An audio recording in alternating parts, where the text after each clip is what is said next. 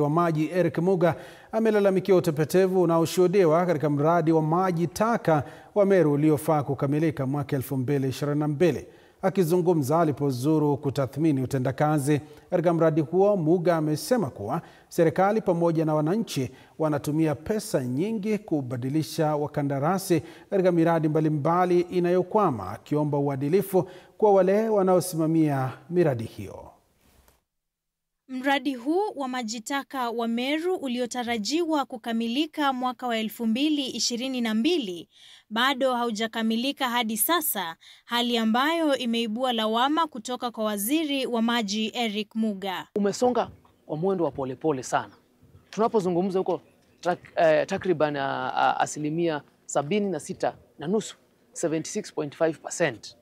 Katika ziara ya kukagua hatua za ujenzi, Waziri Muga alielezea kutoridhishwa kwake na utekelezaji huo, akielekeza lawama zake kwa serikali na wananchi wanaopoteza pesa nyingi kwa sababu ya kutimuliwa kwa wanakandarasi wasiotimiza wajibu wao. We are incurring a lot of expenses on extension of contracts. Kila wakati mradi unaongezwa muda, kwanza value for money kwa mwananchi wa kawaida inakosekana. Mradi huu unaogharimu shilingi milioni 874 kwa sasa umefikia asilimia 76 ya utekelezaji na unatarajiwa kuleta afueni kwa wakazi wa Meru kwa kuboresha usafi wa mazingira. Na mtazamaji